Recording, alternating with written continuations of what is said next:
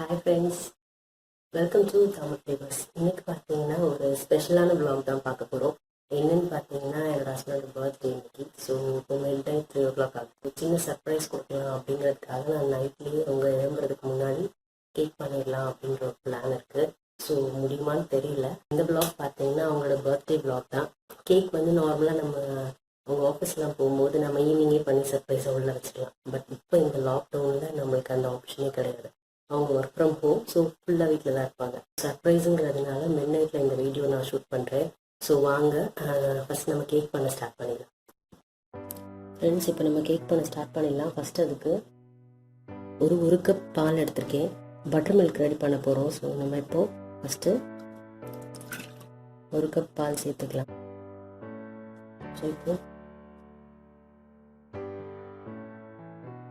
1.5 spoon lemon juice இதில் சேர்த்து நம்ம வந்து இதை மிக்ஸ் பண்ணி விட்டுக்கலாம். ஸோ இப்போ இது ஒரு 10 நிமிஷம் அப்படியே ரெஸ்ட் ஆகட்டும். இதை நம்ம டிஸ்டர்ப் பண்ண வேண்டாம். இப்போ நம்ம ட்ரை இன்க்ரீடியன்ட்ஸ் ரெடி பண்ணிடலாம்.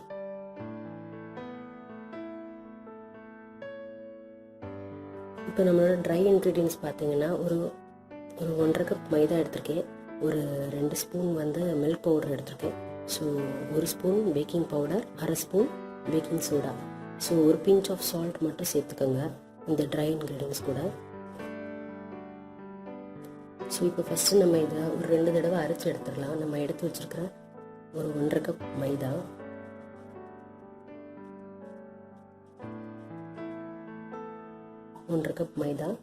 ஒரு 2 ஸ்பூன் மில்க் பவுடர், அப்புறம் நம்ம எடுத்து வச்சுருக்க ஒரு spoon baking powder, 1/2 spoon baking soda எல்லாத்தையும் சேர்த்துக்கலாம்.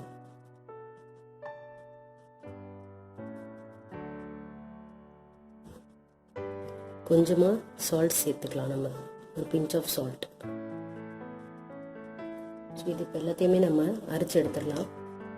ஒரு 2-3 தடவை அரைச்சி எடுத்துக்கோங்க. அப்போ தான் உங்களுக்கு கேக் நல்லா சாஃப்டாக ஃப்ளஃபியாக வரும்.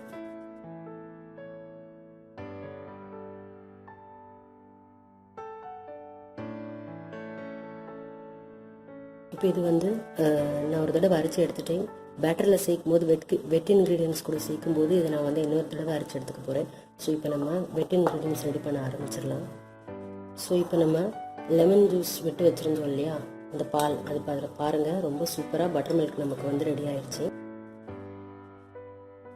ஃபஸ்ட் அதுக்கு ஒரு மிக்சிங் பவுலில் நம்ம ரெடி பண்ணி வச்சுருந்தோம் இந்த பட்டர் மில்கை வந்து சேர்த்துடலாம்.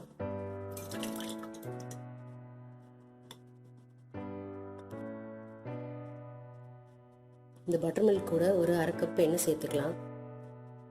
எண்ணெய் பிடிக்காதவங்க பட்டர் கூட சேர்த்துக்கலாம்.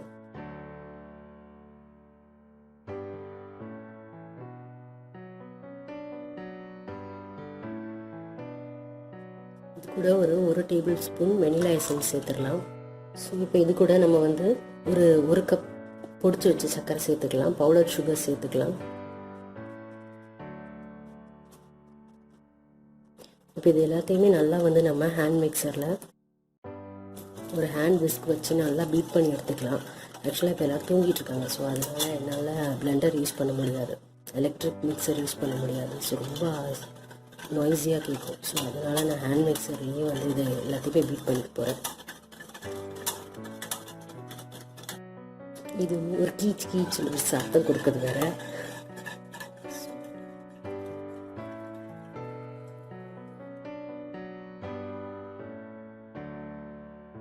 நல்லா ஒரு 8 to 10 மினிட்ஸுக்கு வந்து நல்லா பீட் பண்ணிக்கோங்க. நீங்கள் கையில் பீட் பண்ணுறதா இருந்தால், எலக்ட்ரிக் பிளெண்டராக இருந்தால் ஒரு 5 மினிட்ஸ் பீட் பண்ணால் போதும்.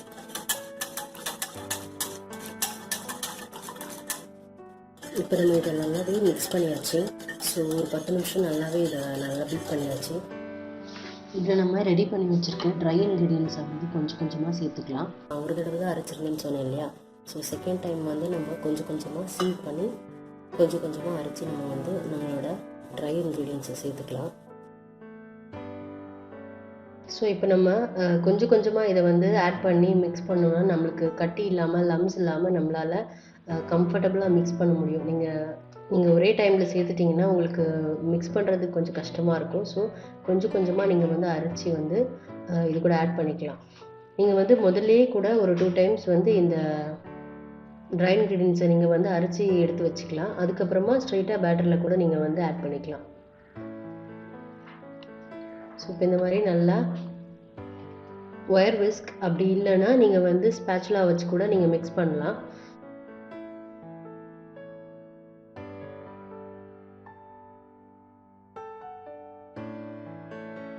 இப்போ நம்ம எடுத்து வச்சுருந்த எல்லா ட்ரை இன்க்ரீடியன்ஸையும் சேர்த்தாச்சு.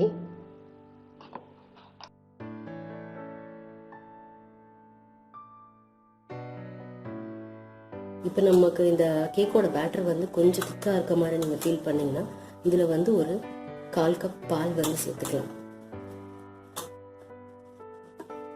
பாலோட அளவு வந்து உங்களோட பேட்டரோட கன்சிஸ்டன்சியை பொறுத்து தான். ரொம்ப திக்காக இருந்துச்சுன்னா கொஞ்சம் அதிகமாகவும் பால் சேர்த்துக்கலாம். ஆனால் ரொம்ப பால் சேர்த்துறாதீங்க. இந்த அளவுக்கு நீங்கள் வந்து மிக்சர் ரெடி பண்ணிங்கன்னா கண்டிப்பாக உங்களுக்கு வந்து பேட்டர் கரெக்டாக தான் இருக்கும் கன்சிஸ்டன்சி. ஸோ இப்போ நான் இதில் வந்து ஒரு காய்ச்சி ஆற வச்ச ஒரு 1/4 கப் பாலை வந்து கொஞ்சமாக சேர்த்துக்க போகிறேன். 1/4 கப் பால்னு ஒன்று அப்படியே சேர்க்கணும்னு அவசியம் கிடையாது. உங்களோட பேட்டரோட கன்சிஸ்டன்சியை பொறுத்து தான். அது எந்த அளவுக்கு இருக்குங்கிறத பார்த்துட்டு உங்களுக்கு தேவைப்பட்டால் நீங்கள் வந்து சேர்த்துக்கலாம். நம்மளோட வெட் இன்க்ரீடியன்ஸை பீட் பண்ணுறதுக்கு மட்டும்தான் நம்மளுக்கு ஹேண்ட் மிக்சர் தேவை. ஸோ ட்ரை இன்க்ரீடியன்ஸ் சேர்த்ததுக்கு அப்புறமாவே விஸ்கை வச்சு நீங்கள் வந்து லைட்டாக மிக்ஸ் பண்ணி கொடுத்துக்கோங்க. அப்படி இல்லைன்னா ஒரு ஸ்பேச்சுலா வச்சு இந்த மாதிரி ஃபோல்ட் பண்ணி எடுத்துக்கோங்க. இந்த கேக் பேட்டர் ரெடி பண்ணுற டைமில் நம்ம அவனை வந்து ஒரு 10 மினிட்ஸ் ப்ரீ ஹீட் பண்ணிடலாம். நான் ஆல்ரெடி வந்து அவனை 10 மினிட்ஸ் ப்ரீ ஹீட் பண்ணிட்டேன். ஸோ இப்போ நம்ம கேக்கை வந்து அவனில் வச்சிடலாம். உங்களுக்கு அவன் இல்லை அப்படின்னா நீங்கள் வந்து ஒரு கடாயிலையோ இல்லை குக்கர்லேயோ வந்து கடாயில் கூட கேக் பண்ணிக்கலாம். அவனில் தான் கேக் பண்ணணும்னு அவசியம் கிடையாது. ஸோ இப்போ நான் இது வந்து ஒரு 6 inch கேக் பேன். ஸோ இதை வந்து நான் பட்டர் க்ரீஸ் பண்ணிவிட்டு மைதா வச்சு டஸ்ட் பண்ணி எடுத்துருக்கேன். நீங்கள் வந்து வீட்டில் ஆயில் இருந்தாலும் ஆயிலை வச்சு க்ரீஸ் பண்ணிவிட்டு மேலே மைதா மாவு தூவிட்டு இதை டஸ்ட் பண்ணி எடுத்துக்கலாம். இப்போ நான் ரெடி பண்ணி வச்சுருந்த கேக் பேட்டரை என்னோடய கேக் பேனுக்கு மாற்றிட்டேன். இந்த மாதிரி ஒரு 2 தடவை டேப் பண்ணிக்கோங்க.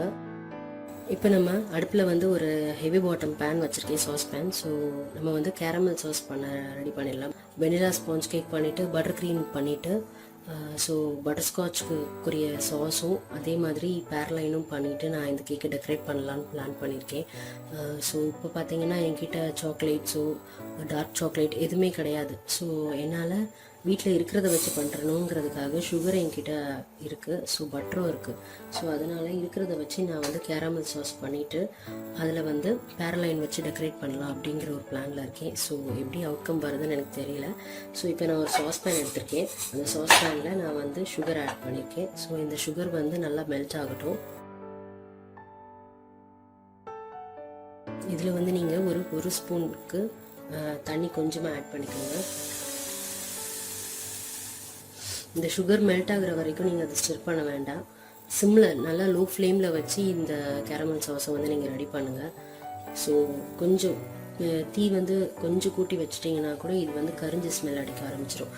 ஸோ அதனால் நல்லா லோ ஃப்ளேமில் ஹெவி பாட்டம் பேனில் வந்து நீங்கள் இந்த சாஸை ரெடி பண்ணுங்கள். ஸோ இப்போ இந்த சர்க்கரை நல்லா கரையட்டும். ஸோ நம்மளோட சுகர் பாருங்கள் நல்லா மெல்ட் ஆகி அதுவே வருது. நான் கிண்டவே இல்லை, எதுவுமே போடலை. ஸோ தானாகவே மெல்ட் ஆகி கேரமலைஸ் ஆகிட்டு வருது நம்மளோட சுகர் வந்து. ஸோ நல்லா கேரமலைஸ் ஆகட்டும். அதுக்கப்புறம் நீங்கள் வந்து ஸ்டிர் பண்ணுங்கள். அது வரைக்கும் இது இப்படி இருக்கட்டும். ஸோ இப்போது லைட்டாக மெல்ட் ஆன உடனே நீங்கள் வந்து இப்போ மேலே இருக்கிற சர்க்கரையை வந்து லைட்டாக இந்த மாதிரி கிண்டி விட்டுக்கோங்க.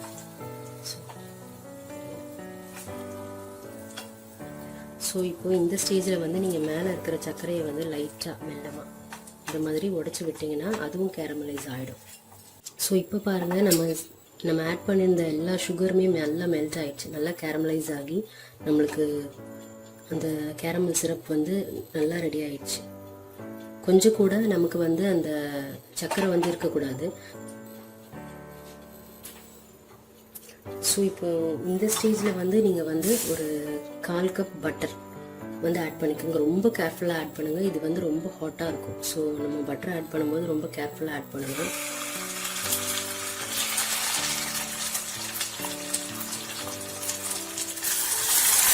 பட்டர் ஆட் பண்ண வந்து கண்டினியூஸாக ஸ்டிர் பண்ணி விடுங்க. ஸோ இந்த மாதிரி பொங்கி வரும், பயந்துடாதீங்க.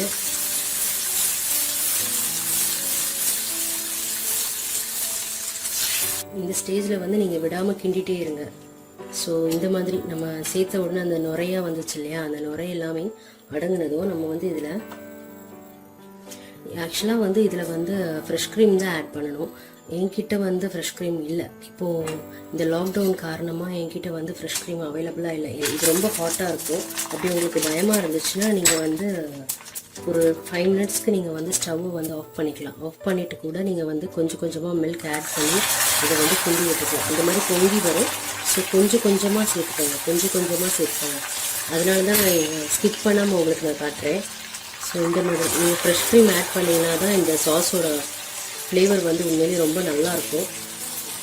ஸோ கண்டிப்பாக ஃப்ரெஷ் க்ரீம் கிடச்சிதுன்னா ஃப்ரெஷ் க்ரீம் ஆட் பண்ணுங்கள். எனக்கு பால் தான் இருக்குது இப்போ வீட்டில். ஸோ அதனால் நான் வந்து இதில் பால் ஆட் பண்ணிக்கிறேன்.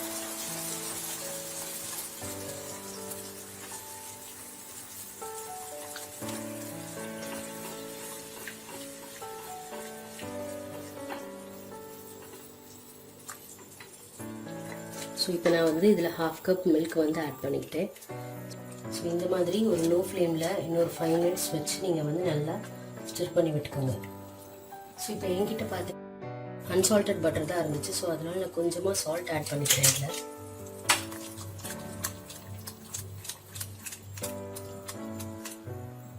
இது கூட ஒரு 1/2 ஸ்பூன் வெனிலா எசன்ஸ், கொஞ்சம் ஃப்ளேவர் வந்து உங்களுக்கு நல்லாயிருக்கும். ஸோ அதுக்காக ஒரு 1/2 ஸ்பூன் வெனிலா எசன்ஸ் சேர்த்துக்கிறேன். சேர்த்துட்டு இது வந்து ஒரு 5 மினிட்ஸ் நல்லா அந்த சாஸ் டெக்ஸ்சர் வரது வரைக்கும் கிண்டி விட்டுக்கோங்க. ஸோ இப்போ நம்மளோட கேரமல் சாஸ் பார்த்தீங்கன்னா ரொம்பவே சூப்பராக ரெடி ஆயிடுச்சு. அந்த கன்சிஸ்டன்சி வந்து இப்படி தான் இருக்கணும் கேரமல் சாஸோட. இப்போ வந்து பேரலைன் பண்ண போகிறோம். பேரலைன் பண்ணுறதுக்கு நான் சுகர் மெல்ட் பண்ணி கேரமலைஸ் ஆகிட்டுருக்கு. ஸோ இது கூட நான் வந்து க்ரஷ் பண்ணி வச்சுருக்க பாதாமை வந்து ஆட் பண்ணி பேரலைன் ரெடி பண்ணிக்க போகிறேன். ஸோ அது நான் வீடியோ எடுக்கலை, அதுக்கப்புறம் வேணா உங்களுக்கு தனியாக ஒரு வீடியோ அப்லோட் பண்ணுறேன். ஸோ நம்மளோட பேரலைன் வந்து சூப்பராக ரெடி ஆயிடுச்சு. நான் வந்து கவுண்டர் டாப்லேயே ஆயில் தடவிட்டு க்ரீஸ் பண்ணி அதை வந்து விரித்து வச்சுருக்கேன். ஸோ கொஞ்சம் பேரலைனை க்ரஷ் பண்ணி வச்சுருக்கேன். ஸோ என்கிட்ட பார்த்தீங்கன்னா கேக் டெக்கரேட் பண்ணுற ரோலிங் ஸ்டாண்ட் வந்து இல்லை. ஸோ அதனால் நான் ஒரு பிளேட் வந்து வச்சு அதுக்கு கீழே நான் பேக் பண்ணியிருந்தேன், கேக் பேக் பண்ணியிருந்தேன், அந்த பேனையே வந்து தலைகீழ போட்டுட்டு அதுக்கு மேலே ஒரு பிளேட் வச்சு அது ரோல் பண்ணுற மாதிரி எனக்கு கம்ஃபர்டபுளாக இருக்கிற மாதிரி நான் யூஸ் பண்ணிக்கிட்டேன். ஸோ இந்த மாதிரி அது ரொட்டேட் ஆகிற மாதிரி நான் வந்து செட் பண்ணிக்கிட்டேன். ஸோ சுகர் சிரப்பில் வந்து நான் வந்து கிரான்பெரிஸ் இருந்துச்சு, ட்ரைட் கிரான்பெரிஸ், அதை ஆட் பண்ணி ரெடி பண்ணி வச்சுருக்கேன். ஸோ கேரமல் சாஸ் ரெடி ஆகிடுச்சு. ஸோ கேக் டெக்கரேட் பண்ணுறது ஃபுல்லாக நான் கவர் பண்ணலை, சும்மா ஜஸ்ட் ஒரு 2 செகண்ட்ஸ் தான் காட்டியிருக்கேன். இனி அடுத்த தடவை கேக் பண்ணும்போது கண்டிப்பாக நான் வீடியோ அப்லோட் பண்ணுறேன்.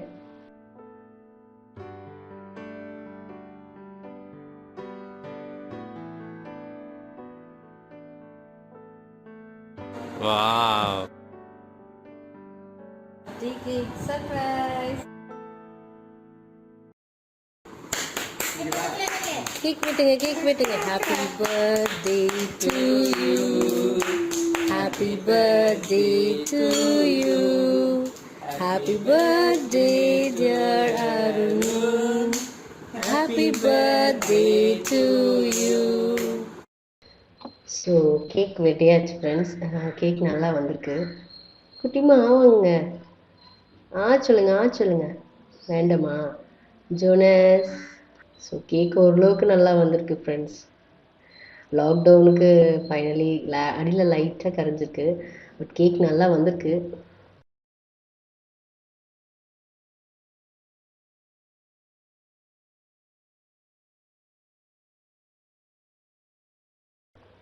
அந்த க்ரீம் எல்லாம் வச்சு சாப்பிடும்போது பழந்துட்டு வராரு பாருங்களேன். ஆனால் கிட்ட கொண்டு போனால் வாத்திருக்க மாட்டார். க்ரீம் வேண்டாமாம்மா செல்லக்குட்டிக்கு?